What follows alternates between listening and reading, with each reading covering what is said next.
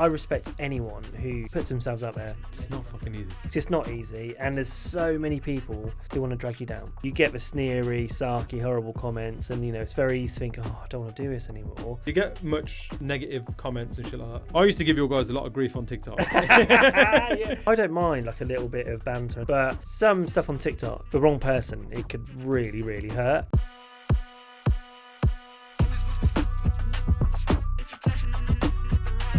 Welcome back to another episode of Rec Talk. I'm your host, Nitin Sharma, founder and CEO and all that good shit of Rectools.io. Those of you who don't know, you should do by now. Rectools is the only whole-of-market directory of all the recruitment supply chain into your recruitment agency or your talent acquisition team. So if you're looking for a new CRM, if you're looking for somebody to build your website, if you're looking for some automation tools, if you're looking for some outreach tools, maybe you're looking for a consultancy to come in and do some training and development with you, head over to Rectools.io. One of the things we also do is actually have a list of Rec2Recs. Rec2Recs are either incredibly good or incredibly shit. And we've got a list of, an exhaustive list of quite a lot of them. If you run a Rec2Rec business and you're not listed, get listed for free. But head to Rectools.io. It's free to use today, tomorrow, and will forever be that way because I don't like collecting your data. My guest today is LinkedIn sensation, TikTok sensation. You know him for his insightful piss take videos. I know him because I consider him to be one of very many good friends that I have in the industry. It's Will from Will's Talent. Hello, mate. How are you, dude? Yeah, really good. Thank you. Really good. Mate, appreciate you gracing us again. Obviously, we've done this a couple of times now, haven't we? So you came on one of the first variations of the Rec Talk podcast, and from memory, we got pissed. Yes, we did. Yeah, that wasn't very good. No. And then I came to your old office. Chat with the team. Yeah. And since then, it's had a bit of a genesis, a bit of rebrand and everything else. Talk us through the last sort of year for you guys, because there's been some changes, right? Yeah, there's been a lot of changes. So we were formerly known as OX7. And about, 9-10 months ago, I decided to go and take the business in a different direction.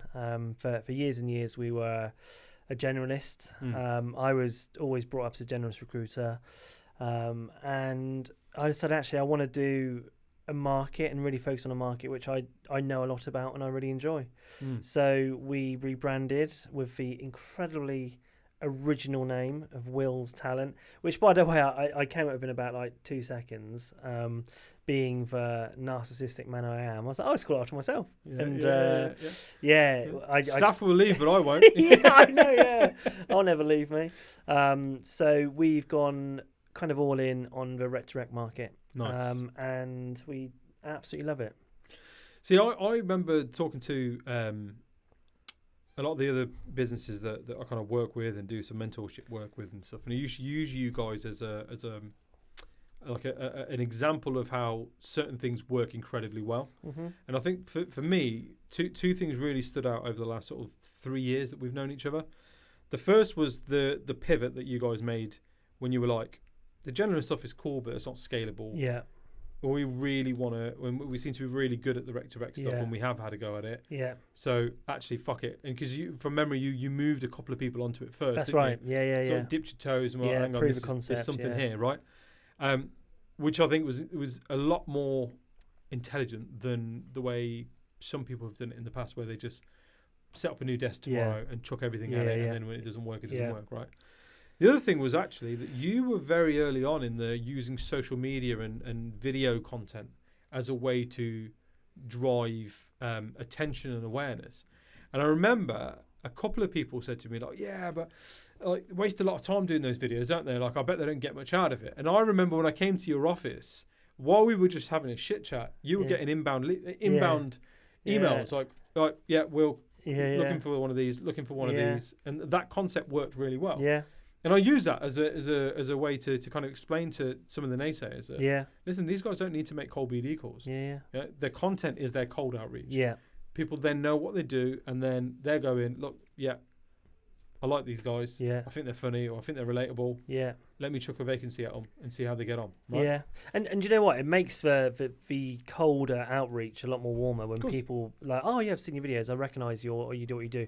Now, don't get me wrong. Yes, of course, we probably have potentially wasted a lot of time, trying to film stuff. But I think as an investment in like brand and awareness, it's really paid off for us. We've been really lucky to have, like you say, those inbounds.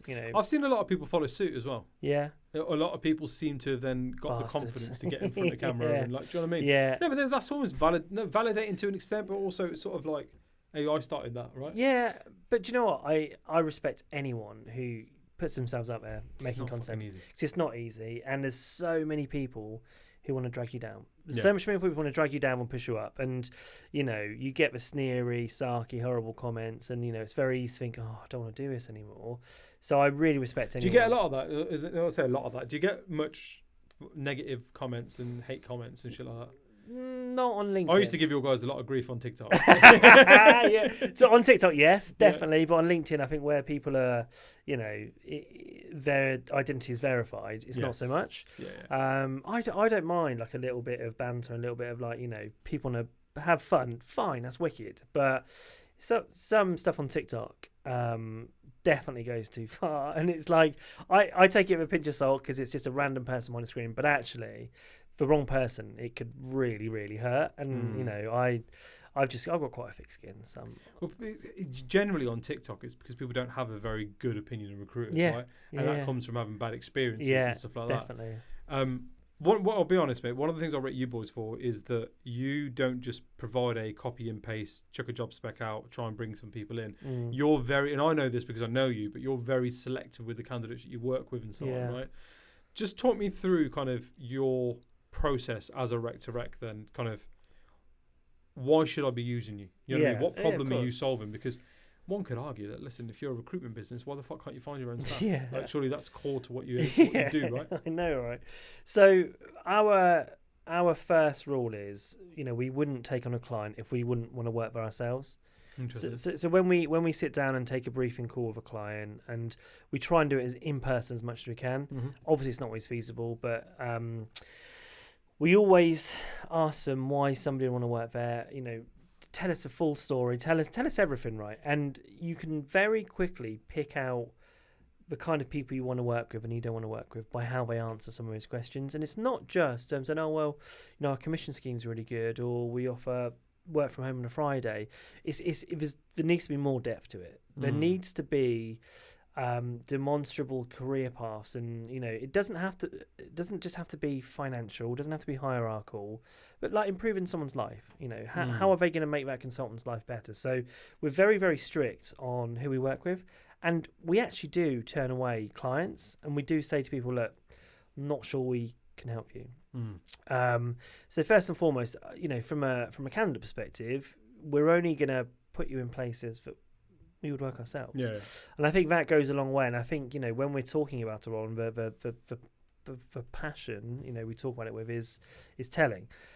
Secondly, we, as opposed to being like a spec out agency who gets one candidate, sends a mail shot to 100 clients, which, let's be honest, is easy. If I got an email saying 250k biller, lives in your area, do you want to talk to him? Cost base of this much.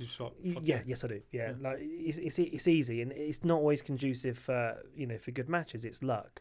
We like to do a bit more of like a search and select or headhunt approach. So after taking a brief, we'll map the market, we'll understand the main players, and we know most of them anyway, but the kind of people that would, or the kind of places where are going to be a breeding ground for people we want. We also don't go after we don't try and have terms of every single agency, because if we have terms of an agency, we then can't poach from them. We wouldn't want to. I was going to say, do you have non-competes then? Yeah, absolutely. It's in our terms of business. So if we've got terms agreed to someone and we're working with them, we won't poach out of their business. Which I've heard some horror stories about some Rec2Recs doing that, and it's like literally shooting yourself in the foot or shitting where you eat, or whatever you want to call it. So we just would never do that. So again, we're selective over who we work with, because actually there's a lot of agencies out there who've got great people but are not great employers that we can take out and move to someone where they're going to be looked after. Yeah, somebody that's sort of okay here could be great there. Exactly. Because this place has got the right support, training, framework, and so on and so forth. Exactly that. Yeah, okay. Exactly that. You touched on something really interesting though, in terms of what the candidates are after, as in what these recruiters are looking for, and it's not always progression upwards, and it's not always money. Yeah. What are some of the things that people are looking for right now? What's the market that we're in now? So look, there's a times are hard, right? A pack of Lurpak butter costs like £7. Olive oil costs. We're like in the Midlands, mate. It's about £5. Yeah. So your London surcharge. So when I go to Waitrose, but yeah, it's like fundamental. Like base salaries are always going to be there. That's going to need to be a box which is ticked, right? But then beyond that, we see a lot of people at the moment looking for trust and empowerment. So, but what does that look like, and how do you measure that, right? So what it is not having 5 meetings a day on what you've done in the morning, what you've done in the afternoon, what you're going to do tomorrow, what you're going to do, next week. It's someone saying, look, you're a professional. You know what you're doing. You don't need me to hold your hand. You don't need me looking over your shoulder and look at your KPIs every 5 minutes. Go and do what you do, right? And if you're not billing, let's work together and work out why. Okay. If I can see that you're not, putting the required outputs in, there's probably going to be an issue, because you've been a lazy shit. So, let's do something about it. So I think people yearn to work in places where there's a bit of freedom to do what they do best. And we notice with those clients, that attrition levels are so much less because you have good leaders who trust people, who empower them and let them go and do what they want to do. And the byproduct of that, most of the time, is actually they bill really well. So they're making good commission and they've got the flexibility, they've got the freedom. So then literally everybody's happy. But the agencies who struggle to keep good people are the ones who are fixated on meetings for the sake of meetings, or the sort of micromanagement piece. Oh God, yeah. Do you know what? It's I volunteer for my local football club, and I hope none of them watch this. No, they're amazing people. They're lovely, but it's the environment where there's lots of meetings about meetings, and I sit in them sometimes, just thinking this is just I literally, that has nothing to do with me. I can't affect it. I can't change it. It's irrelevant, right? And so I just lose interest. Making multiple people do that on a daily basis, imagine how demotivated you become as a consultant, having to listen to just pointless shit all the time. So I think, businesses who can, I suppose, capture the information and that's required, the KPIs or whatever, and then also communicate it in a way which makes it, less boring and more kind of interactive in a positive feedback way to employees. It makes a huge difference. And how receptive have clients been to hearing that though? Do you know what I mean? There's a big push at the minute to get back in the offices because they think that's going to solve the problem. There's a big push to get back on the phones because they think that's going to solve the problem. Yeah. Are people hearing this? Are they going, actually, do you know what, Will? You're speaking to hundreds of candidates a week who some of which we'd like working here. What do they want? Or are they going, no, this is what we're doing? The good agencies realise it's not a one-size-fits-all solution. Right. It shouldn't just be everyone back in the office, or that should work for everyone, or everybody work from home because that should work for everyone. Different people work in different ways. And I think the good clients are receptive to change and to hearing other ways of doing things. There are absolutely and probably a majority of clients who are stuck in their ways, who will not entertain anything other than 5 days a week in the office, 8 till 6 at your desk, because that's the way it's always been done. That's the way. And absolutely, there is a very good kind of, justification for that in their heads, which is fine. But that only works for a very certain type of person. Yeah. A very certain type of personality set, and and great. If that works for them, superb. But most agencies now kind of realise that they need to be appreciative and sympathetic to how different people work, personal lives, and exactly that. Yeah. We don't need to be in a world anymore where you only do 8 till 6, and for us as Rec2Rec, majority of my calls are in evenings or before work, or for work hours, because that's what's required. During the day, oh my God, shoot me. Sometimes I go swimming, or, I'm going to say go to a gym, but that'd just be bollocks. I go to a pub, Go to the gym, they make a really nice smoothie. yeah. It's like a chocolate smoothie. So like people's lives, don't have to be dictated by an archaic 8 till 6 routine anymore. I just feel I'm don't. finding that the people that are stuck in that it's because they don't know any different. Yeah, they don't know. They're really like I did a bit of work recently with an agency, about 6 people in the team, and the owner was very much like, no, I need everyone back in. I need everyone back in. And we started chatting and stuff like that, and I was like, listen, this is down to one or two things is happening here. Yeah. Either your wife's making you empty the dishwasher, like, you know what I mean, and you're not feeling important anymore. Yeah. Or the revenue's not coming in, Yeah. and you think that it's because people are sat at home. Yeah. And he was like, yeah, well, the revenue's not coming in because people are sat at home. And I was like, no, but let's look at this a bit further. And then when we pulled it apart, he eventually admitted that actually was like, I don't know how to manage remotely. Yeah. I'm struggling how to manage people remotely. 100%. And I personally had to go through this recently. I've got 2 members of staff out in South Africa. And at the time, I was comparing that between that and hiring somebody in the UK to be based here with me on an apprenticeship scheme. And that would have had to have been office-based for 3 days a week and so on. Which I was like, all right, cool. But then I'll look at it and think, well, I'm filming most of the time. Yeah. If I'm not filming, I'm out filming somewhere most of the time. Yeah. This person's going to be sat out there doing what? I don't know. Yeah. Do you know what I mean? Like, Yeah. I've got to trust that they're working. Yeah, So whether they're sat out there and I'm not watching them, or whether they're sat in South Africa and I'm not watching them, I've got to trust that they're working. Yeah.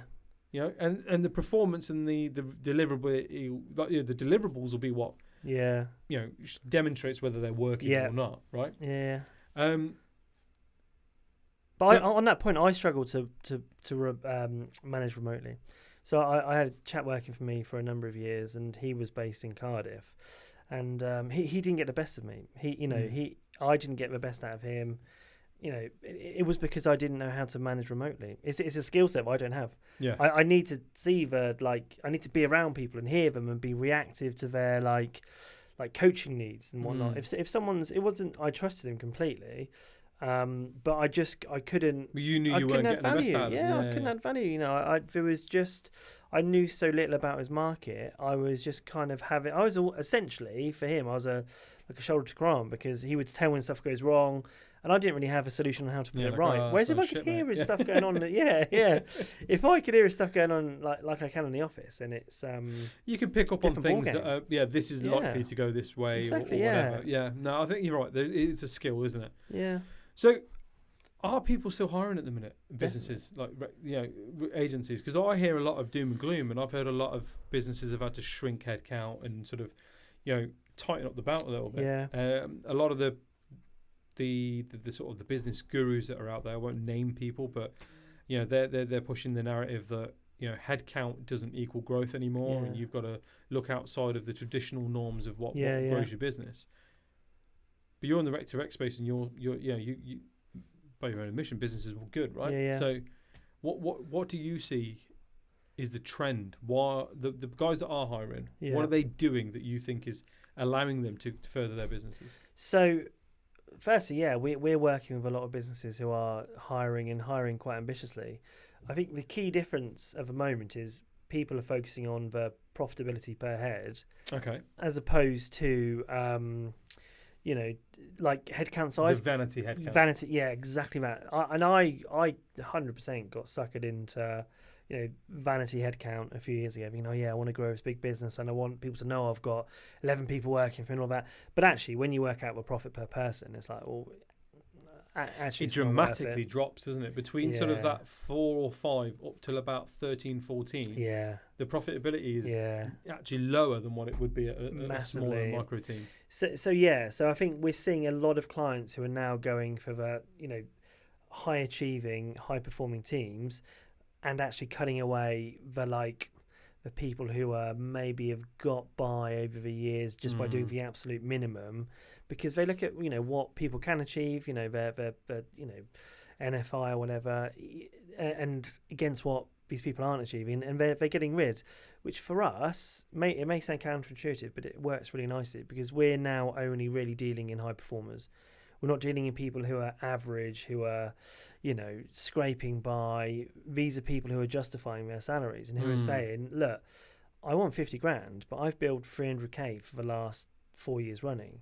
Here's my So they're payslip. still out there then, these big billers. Definitely. A 300k biller is still Oh out there. mate, there's loads of them. Don't get me wrong. With some markets which like booming, like there really is, and we're working with some clients who have taken good people to great by being very good with their L&D and giving them the right tools to do it. I think CRM and tech stack is so important, like more important than it's ever been, genuinely, than that. And it's helping get these recruiters like billing these numbers because they're not having to fanny around doing all the crap admin. And I hate admin, so anything that can take that away is well, they're great. non-billable hours that your billers are doing, and then you're expecting sort of high performing results, right? Yeah.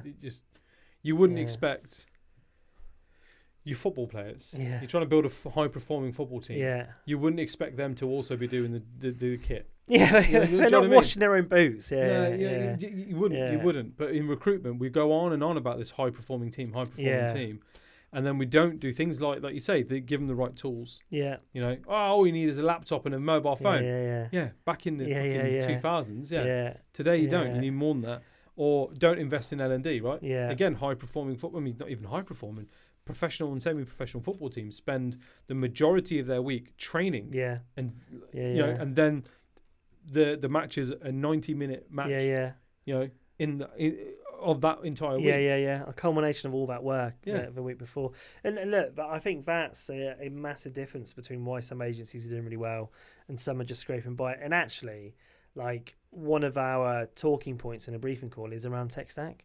What do you give them? And for some agencies who are using like legacy systems, and we're talking like legacy, and they're still expecting the same results as agencies who are investing in, really good tech stack. What sort of tech stack is setting? So a candidate's asked about this as well, I'm assuming. Right? That's genuinely that question has got more and more important. And what kind of tools are they asking for? You don't have to name drop particular tools. You can if you want to, because we're whole of market. Yeah.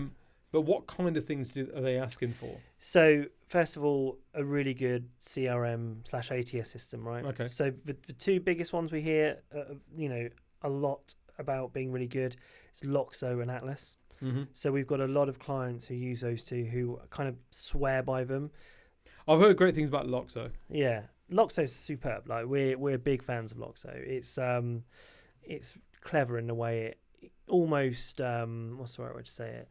Like looks at what the market's doing and says, we need to add that functionality.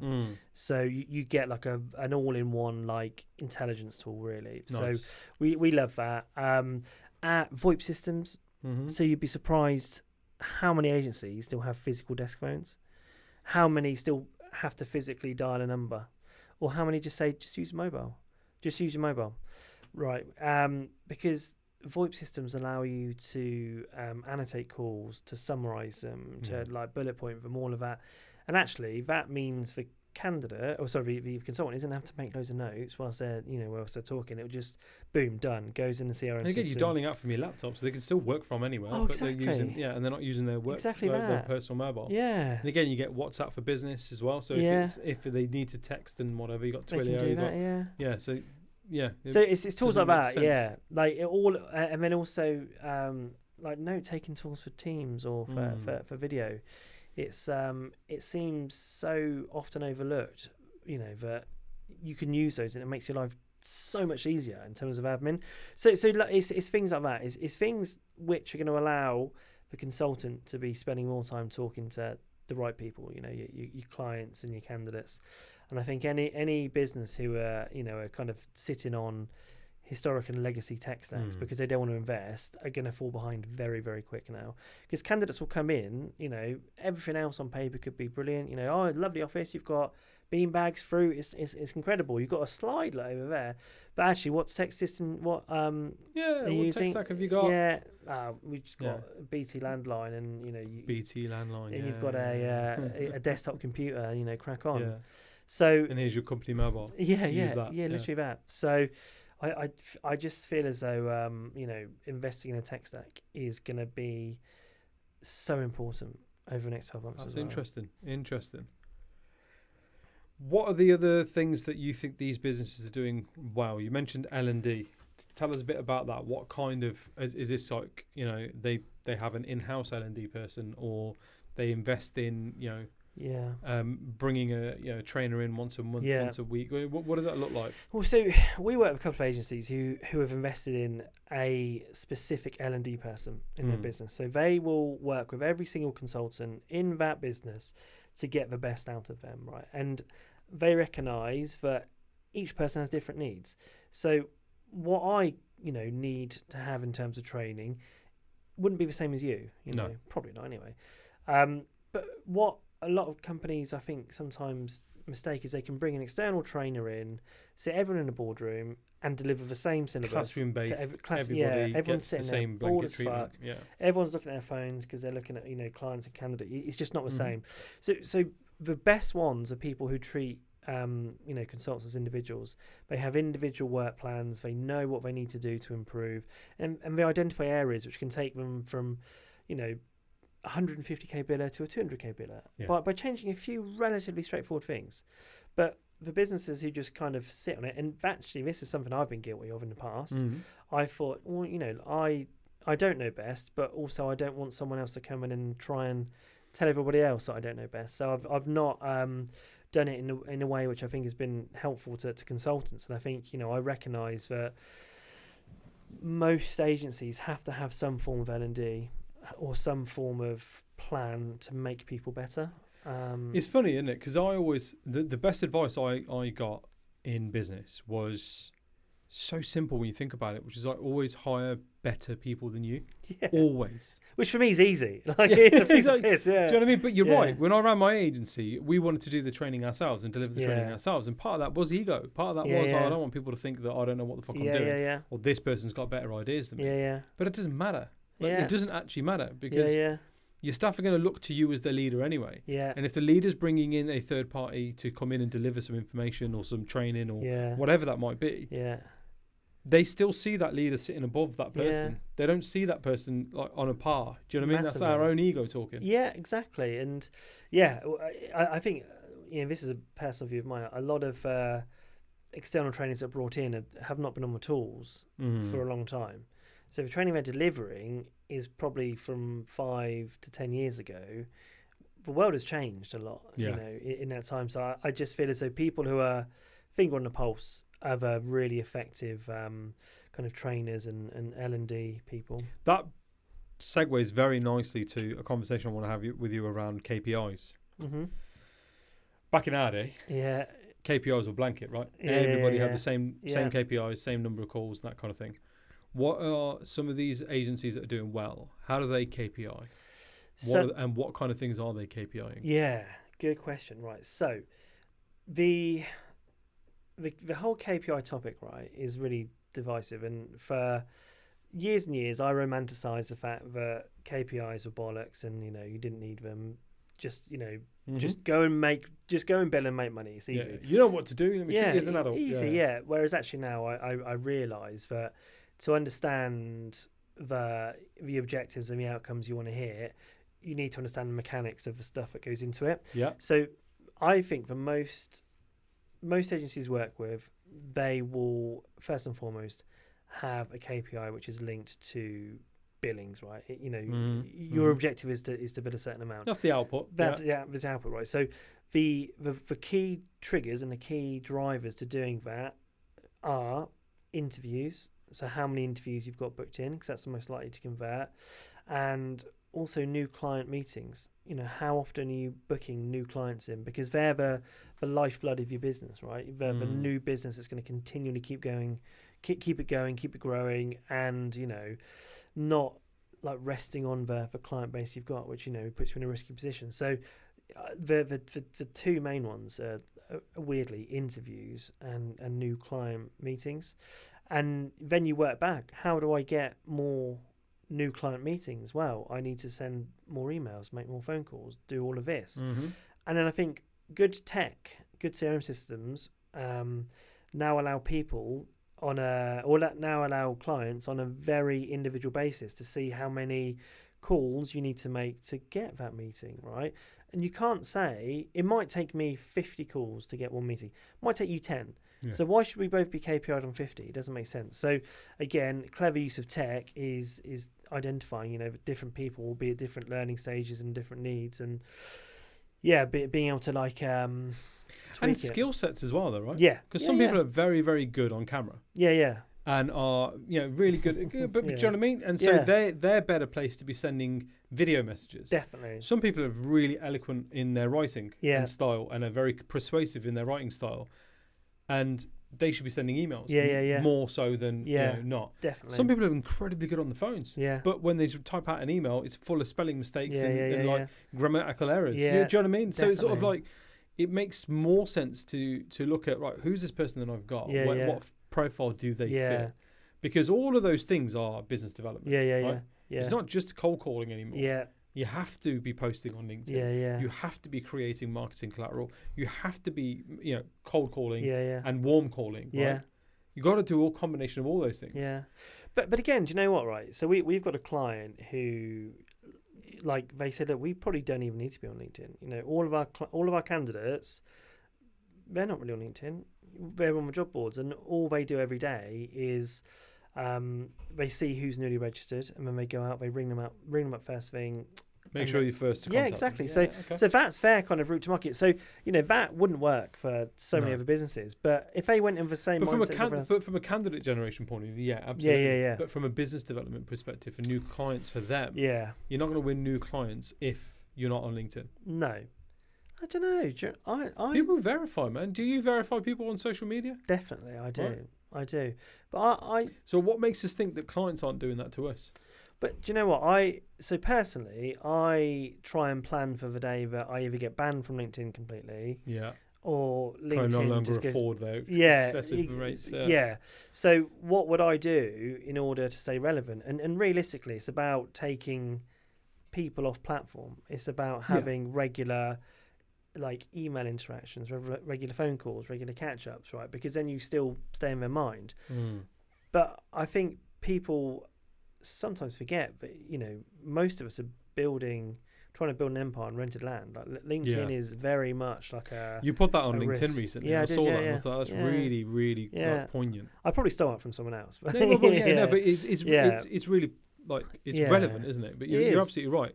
It's not our real estate. No, it's not. And we moan and complain when, I'm being suppressed, I've been shadow banned, I've been, this has gone wrong, or that's gone wrong, or I'm not getting the reach I once was.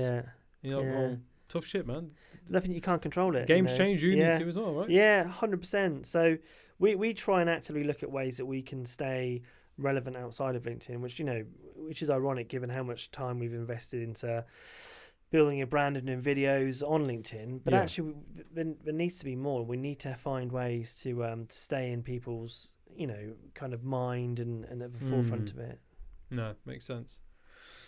What other trends are you seeing? What other kind of insights have you got from the market right now, be it what candidates are looking for or what clients are looking for? So from a client perspective, and again, bear in mind we're sector agnostic, so we don't work just in one sector or just in one location. Thank you for explaining what. I learned it on the way up, actually, so I just wanted to use it. We find people want to hire consultants who are self-sufficient, who we're not seeing as much as the 180 split anymore. It's a lot more like, we want you to go out and be self-sufficient and bill and be a safe bet. I think the investment is people want to invest in good consultants, but they want to be really sure that they're going to return. But there was a big drive about splitting that a while ago, wasn't there? It was, yeah. Where it's like, no, we just want BD people and then delivery people. Was that starting to go back now, you think? Or in your experience? In my experience, we've still got clients who operate the 180 split, and I completely get some businesses, and I think specifically ones who work in the tech world, ones who maybe work with developers or project teams or whatever, or contractors. You need somebody, like for example, you need a delivery consultant who can go out there and make 150 calls a day. Exactly that. Whereas a lot of other businesses, and again, this is businesses who work in, I'm thinking of robotics, automation, who work in energy, that they like the 360. They want someone to have those relationships with the clients, with the candidates. So I'd say most of 95% of the roles we're taking on and we've got at the moment are for 360 consultants. So these billers that are out there who are actively looking or can potentially be swayed to consider a move, why are they not setting up on their own? Good question. I think a lot of them, because that was a no-brainer at one point. Yeah, and I think for some people it's absolutely the right thing to do. But again, you have to have a certain mindset to do that. Like I wouldn't say I've got an entrepreneurial mindset, but I've got a mindset of I don't want to make someone else rich. I'd rather take it all myself, right? But I think a lot of people realise that it's fucking hard work, like running a business. Even if you're a solo business, worrying about marketing, worrying about sales, worrying about tax, worrying about accountancy, all of that is a fucking headache, right? If you're a really good biller, and this is what I find most of the time, if you're a really good biller, you just want to bill. You just want to do what you do best. But there's suppliers and incubator models out there, right, that allow you to do that. Definitely. And whatever. And some really good ones. Genuinely some really, really good ones. Does that not come up in conversation, I suppose, is what I'm trying to get at with you when you're talking to some of these candidates and you're like, listen, truthfully, why would you not do this for yourself? But then a lot of people like the camaraderie of an office. They like a team. They like to leverage other people's experience and all of that. You lose a huge element of that if you go and do one of these incubator schemes. And I think for a number of years there was obviously a few incubator schemes which were a little bit heavily favoured in favour of the incubator schemes, which I get. And now there's ones which aren't so much. We do see people on them, but actually it's still a hell of a lot of work you have to do, which you might not want to do outside of your day job, I suppose. And I guess this is where being a subject matter expert comes in, understanding what the pitfalls are of going down those routes. Because when you're doing your fact find with your candidate and you're trying to find it, because you don't want to just know how much did you bill, can you get there, what's your salary. You want to know all of that shit. You don't want to be presenting people that are also considering setting up their own business, because if they're considering it today, they'll be considering it tomorrow, and it's only a matter of time, and that leaves a taste. So understanding kind of what their motivators are, understanding what their why is so important, so that then you can kind of go, actually, do you know what? You're probably better off doing this on your own. And we try and have conversations like that, and just be honest, because I think it sounds so cliche, right? Oh, I'd like to really get to know and understand our candidates, blah, blah, blah. But actually, to do a good job, you need to. That should be assumed on all interactions, because like later on down the line, there's so many pitfalls that could be avoided if you just have those conversations early on. So we always, we don't think about the day a candidate starts and we invoice as being like our end date. Our end date is much further down the line, after rebate, really. We want that client and that candidate to both be like, he's done a good job, but he's fucking smashed it. Because the problem is, and I think particularly with Rec2Rec over the years, it can be so transactional. Well, there's been some really bad eggs, right? Yeah. But the good ones stand the test of time. Right? Definitely, the bad ones come and go, and there's so many of them that will peak and then just disappear completely, whereas others that are consistently there, visible. And having experienced both good and bad Rec2Recs, I mean, there's bad eggs in every industry, but I think where there's an ability to earn money so quickly and there's no barriers to entry in recruitment, it naturally attracts people whose full focus is that. And like you say, standing the test of time is when you see some of the agencies who've been around for such a long time, they're clearly doing something right. So